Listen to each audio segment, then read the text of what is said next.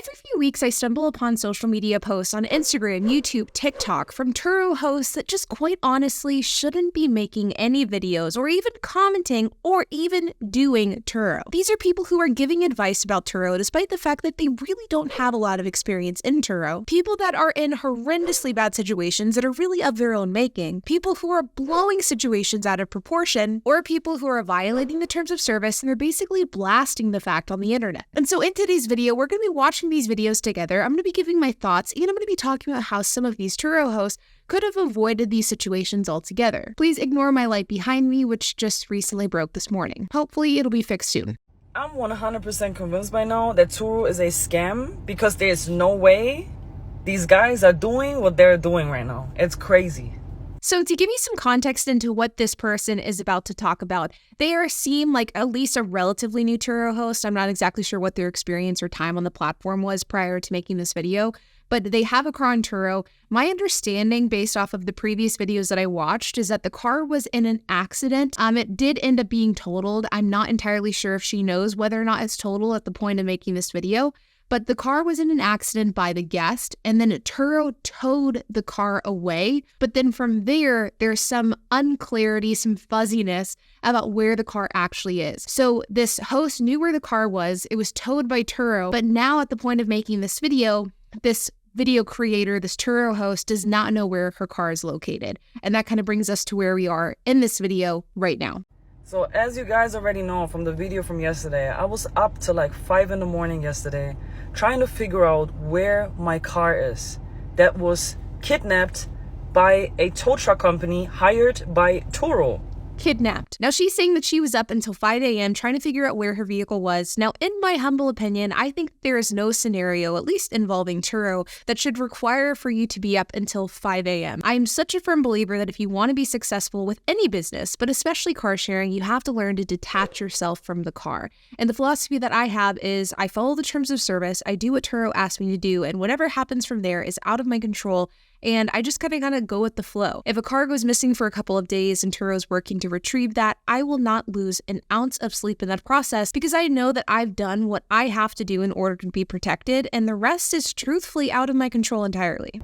I also have a tile tracker in the car, which for some reason did not update since the time of the accident. So I don't have an updated location. Shout out to Tile. I don't know why it is not working.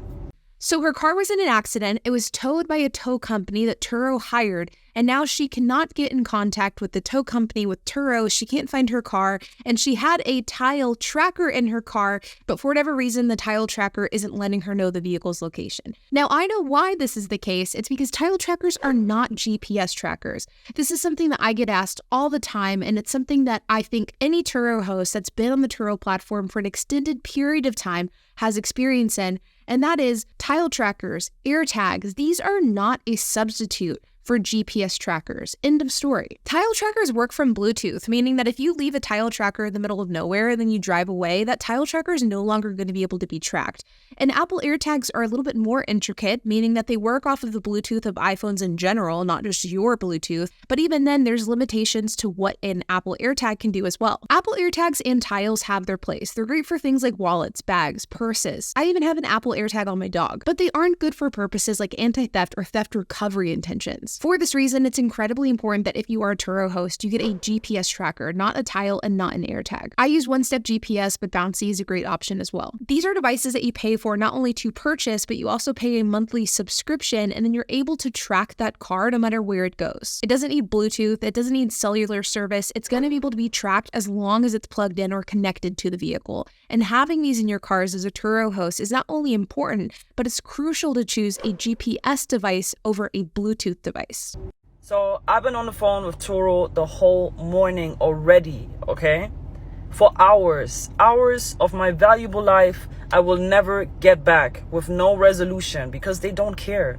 So just to provide some context into how the Turo trust and safety Turo towing process works, and while I definitely can't speak to her experience because I obviously wasn't there, I don't know what the intricacies of the situation are, I'm just basing all of this off of a 2-minute TikTok, I can say that whenever you deal with Turo trust and safety issues, so instances where a car needs to be towed, a car has been in an accident, a car has been stolen, Typically, the way that it works is you'll have Turo customer support, which is like facet A. They will then contact Turo Trust and Safety, which is facet B. And then Trust and Safety will contact either an insurance company or a tow company to retrieve or deal with the vehicle. That's kind of facet 3. And I'm not saying that it's right or wrong. What I am saying is that this is the reality of the situation, is facet A, B, and C don't really communicate with one another as effectively as they should. And it's very, very normal for you to call standard Turo customer support about an issue that's trust and safety related, and they have really no idea what you're talking about. And there's also a high likelihood that if you have a car towed, there's going to be a period of time where the tow truck might know where your car is, but Turo might have no idea. In fact, a few months ago, I had a guest who rented one of my cars. He kept the cars 4 days past his return time, and he was really in South Texas, like borderline Mexico. He wasn't responsive. We did have his GPS location, and we had to spend a few days organizing a tow to go get the vehicle. And the reason why it was so complicated was because this guest kept moving the car. When this happened, I didn't lose any sleep, and it wasn't that big of a deal, but logistically, it was my most challenging recovery for a car. And there was about a 24-hour period where nobody knew where the car was. And that's because Turo Trust and Safety had dispatched the tow to get the car,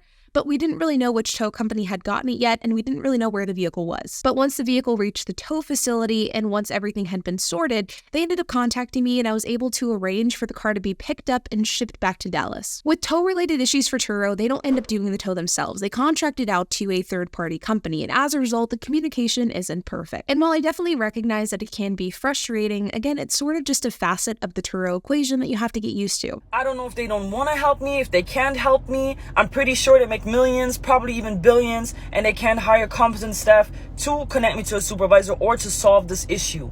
Definitely feel the frustration, but at the end of the day, this is just part of doing business. And it's one of the things that I always tell people, you have to learn how to separate yourself emotionally. I understand that this is very frustrating, but truthfully, with Turo and with any company, whether it be Turo, Airbnb, GetAround, whatever the case is, you just have to work through the process, and 9 times out of 10, it's going to work itself out. In fact, I would say 9.5 times out of 10. I'm about to go to Las Vegas Metropolitan Police and report my car stolen because somebody stole it. I don't know if it was the towing company. I don't know if it was somebody else. It is just ridiculous to me at this point right now. They are not cooperating with me at all. They are not helping me at all. This is where it gets, I think, a little dramatic. The fact that you would then report the car as stolen. To me, I think that this is a communication issue. This isn't a stolen vehicle issue. And even if she wanted to report the car as stolen, you really can't report a Turo car as stolen unless it's stolen by like a third party from your lot. It's very difficult to report a car as stolen, either if it gets towed, if a guest keeps the car. There's just a lot of scenarios where, technically speaking, a car isn't stolen. And I really do think that this is just a communication issue. It's also an expectation issue of knowing how to work through the Turo process, the Turo system, the proper funnels of communication in order to get your issue resolved. And I do know from not personal experience, but from stories that I've heard, that escalating this issue to the police in these scenarios, it ends up causing a lot more harm than good, and you really are just better off waiting until Turo gives you further instruction. Now, from what I've gathered from this person's videos, they have since quit Turo. The car that was stolen was in fact totaled, and I haven't seen her post about Turo or car sharing since. But one thing that did sort of rub me the wrong way, with this creator specifically, and I certainly don't want to pick on her, is that prior to this incident, she was sort of positioning herself as an authority figure within the Turo space. She was giving people advice on what to buy, what not to buy, what to do, what not to do. And I think that what this video shows us, almost more than anything, is that you shouldn't trust people online about anything, but I think car sharing fits into the category unless they have a proven track record. There is just simply so much misinformation out there, so many people who are relatively new to car sharing giving advice about car sharing, and I think in reality, until you run into these worst case scenarios or these issues that are inevitable to arise, until you run into these issues and you learn how to navigate them, you really shouldn't be giving other people advice in this space. So I've seen a lot of people posting Turo videos, so I decided to do an experiment. I bought this Subaru right here. I spent about $18,400 on it. I heard tents do better, so I bought this tent on Facebook Marketplace for $1,500. So I really like what this person is doing so far. They buy a Subaru that's used, it's reliable, it probably fits within their market. It looks like there's mountains or something where they live based off of the photos. But the thing I don't love here is that rooftop tent. Now, he said that he added the rooftop tent because he heard that he would make more money. And while this probably is true, especially if you're in an outdoorsy market like Colorado or Utah, for example, it's something that I probably would not advise new Turo hosts to do, and there's a few reasons why. First is the fact that this probably would be listed as an extra. He didn't specify if he was doing it this way, but one way that you could go about listing a rooftop tent is by offering it as an extra, so somebody can actually pay on a per trip or per day basis in order to use that tent. This is great in theory, but there are a few issues with this approach. First and foremost is the fact that you'd have to uninstall and then install the tent every time it gets rented out, which would be a pain. But the biggest and most glaring issue here is the fact that extras actually aren't covered by the Turo protection package. For those of you who aren't familiar with extras, extras are things that you can offer for your Turo booking in addition to the actual car. A lot of people offer like beach equipment, you could offer camping gear, speakers, car seats, things like that. You can even offer stuff like prepaid refuel and unlimited mileage, which I offer on my cars. But whatever's listed as an extra isn't covered by Turo. So if you offer a rooftop tent and it gets damaged or it gets destroyed, Turo won't reimburse you for that. Because of this, I feel like you should be very cautious about moving forward with expensive extras, but I think especially this is applicable whenever you're first getting started with Turo. So I took the title of this car to a credit union and I basically financed the car because I originally bought it cash. They valued it just under $25K, so they gave me a check for $25,000 even though I only spent $18,400 on it. This was super smart, and this was actually the reason why I wanted to include this video in my video, was because of his approach of buying an obviously below market value car in cash and then refinancing the car so he could get his money back and more. Now, this isn't the approach that I would have taken if I was getting started with Turo. Obviously, I buy all of my cars in cash and I don't refinance them, but I do think that this is a perfectly legitimate, and I think it's a great example of somebody getting started with Turo in a really smart way. He bought a car that's reliable, that fits his market. He bought a car that was below market value. He was able to refinance, so he got his cash out, and now he can use this cash to either pay himself back and then buy a car, or he could use the full $25,000 to buy even more cars. While I am a proponent of just buying cars in cash flat out, the most important aspect of any Turo equation is buying below market value, and this Turo host did just that.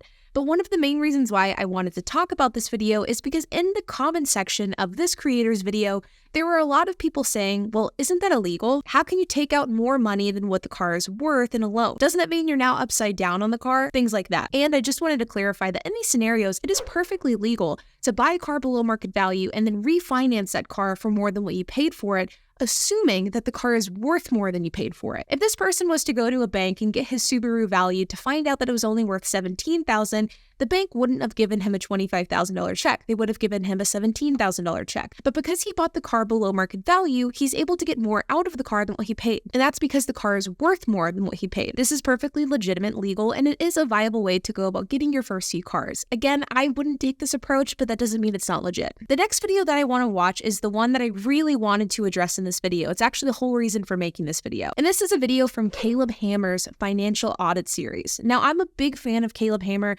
What he does is he makes videos breaking down people's finances, going over their debt, their income, and giving them a budget. I've watched every single one of his videos, and in his videos, it's very, very common for his guests to have really bad car debt. But it's also surprisingly common for his guests to have dabbled in the world of Turo and car sharing. And one thing that many of these Turo host Caleb Hammer guests have in common is that they aren't really approaching the Turo business model in the right way. And this example of what I'm about to show you is probably one of the more extreme examples. Okay, so this was actually another attempt at outsourcing, doing a side income thing. Turo, I don't know if I want to give them that publicity, but bought a car to put on Turo, and it's covered the monthly payment of the car, but and maintenance.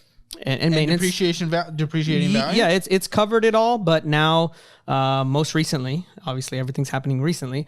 A couple months ago, one of the guests had an accident with the car, and it was in the shop for like 2 months. So no revenue, and I'm still obviously responsible for the car payment. This is one of the biggest reasons why I always tell people that whenever you're getting started with Turo, make sure to either A, pay cash, or B, don't buy a car that you can't afford without Turo. Because if you have your car listed on Turo and it's getting rented, it's making money, all is good in the world. The car is being paid off, repairs and maintenance are being taken into account.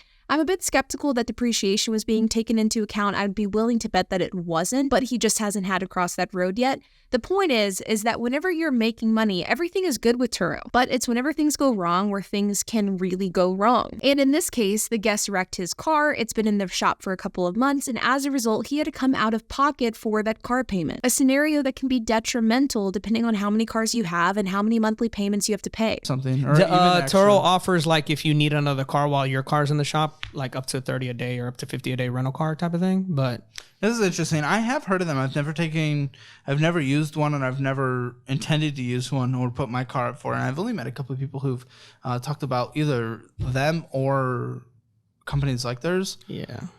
What really sucks, man, is, I mean, this is just overall increases your risk profile because we're trying to have a business that obviously isn't paying the bills, not even close. You're putting everything back into it and working 7 days a week, including nights, in order to survive. Yeah. You had a paid for car because you sold your Mercedes. Lexus. Sure. Lexus, it's yeah. just, another car that exists. I'm not a car person, so I don't really know the difference. Traded it in for the old school truck and and you had a paid for car. Have a paid for car. Yep. But we decided, let's go get some car debt because that's fun. I wanted to try the Turo thing because What? I'm going to be shouting this from the rooftops until the day that I die. I want it to be engraved into my gravestone whenever I die. And that is, you do not have to try Turo out with a financed car. Now, at the beginning of this clip, Caleb Hammer asked this guest, does Turo not cover your car payment if your car is in an accident? And the answer is no. Turo does offer some rental reimbursement, but there are some stipulations for that, and as a result, larger hosts specifically don't qualify, but even some smaller hosts don't. But that isn't the same as covering the car payment. Whenever you want to try Turo, I think it is so incredibly important to either A, pay for the car in cash, or B, don't overextend yourself with debt that you can't afford without Turo. I totally recognize wanting to give Turo a try. I wanted to give Turo a try, and then it ended up leading me to where I am today. So I recognize the desire to try it. But what I don't recognize and what I strongly advise against is this idea that in order to try Turo, you have to do it with an expensive financed car because it just simply isn't true. seemed interesting. An interesting way to try it. When I try something, I try it with like $100. You tried it with a current payoff balance of $20,418. At 4% interest. That's quite a try. 4% interest, yes. But again, it's one, a car you don't need. Two, you don't know if the business is this long-term viable, especially throughout the entire $20,000 loan thing. Yeah. If you did it in cash, that's a different story.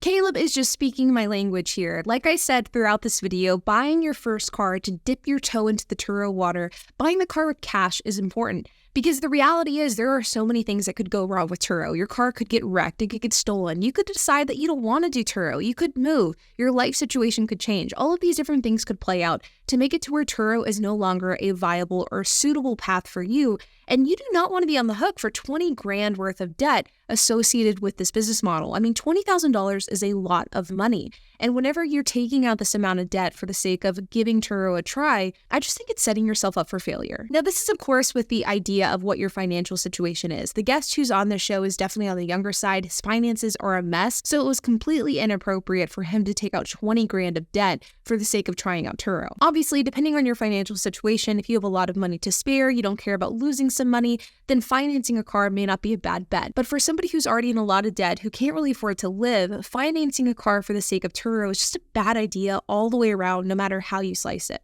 Now, this next clip that I'm going to show is actually later on in the video whenever Caleb is asking this guest what his costs are, and he specifically asks him the question of how much does he pay in insurance? Car insurance is on both car?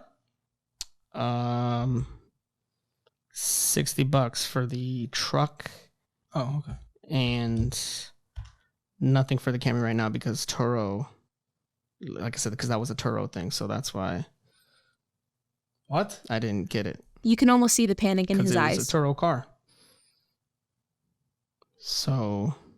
And you never drive it? No. This guest is starting to almost panic. I wouldn't quite explain it as panic, but he certainly is darting his eyes. He's smirking. I'm going to replay this, and then I want you to notice the really swift cut that is done in this video. Because it was a Turo car. So. And you never drive it? No. How do you guys do food? I'm going to replay that one more time. So. And you never drive it? No. How do you guys do food? Now, anybody who's watched Caleb Hammer before, again, I'm a big fan of his channel, so I watched a lot of his videos, every one of his videos. He doesn't cut like that very often. And I remember whenever I was watching this video, like as I was doing work on my computer, the reaction that this guest had to this question, and then the very abrupt cut that Caleb did, and then kind of moved on to the next question, to me, it is very indicative of a conversation that I would be willing to bet was had behind the scenes. Caleb Hammer asked this guest, hey, do you pay insurance on this car that's rented out on Turo? This guest says no, because it's on Turo. Then Caleb asks, do you ever drive the car? And the guest says no, and then there's a cut. What this tells me is that this guest doesn't have his car insured. So he's basically saying, hey, I'm not going to drive this car at all. I'm not going to pay for a third-party insurance. I'm just going to rely on the Turo protection package. And as a result, I actually don't pay for any insurance other than my personal car. This is so incredibly against the terms of service. And I'm willing to bet that as Caleb kind of dug into the questioning, this guest told Caleb, like, hey, I don't want to go into details here because it's kind of sketchy. So they ended up cutting it out of the segment. Now, I might be reading too much into the situation, but based off of that short little segment there, I definitely think that this is a violation of the Turo terms of service. And I don't think it's a good idea to go on the internet with hundreds of thousands of viewers and admit that you're violating the terms of service on a platform that you're still actively participating in, or with a platform that just paid a major damage claim with your vehicle. Really not a good look, and this is a great example of something that you definitely shouldn't be doing. Make sure that if your car is listed on Turo, that you have third-party coverage, whether that be commercially, personally, whatever the case is. But there you guys have it, some of the recent TikToks, YouTube videos, and posts that I've seen online talking about Turo, a little bit of the good, the bad, and the ugly. I hope that you guys enjoyed this video. If you have any questions, comments, if you have anything to add, I would love to hear it, so make sure to leave a comment down below. And while you guys are at it, make sure to hit the like button, hit that subscribe button, and hit that notification bell, and I will see you guys in the next video.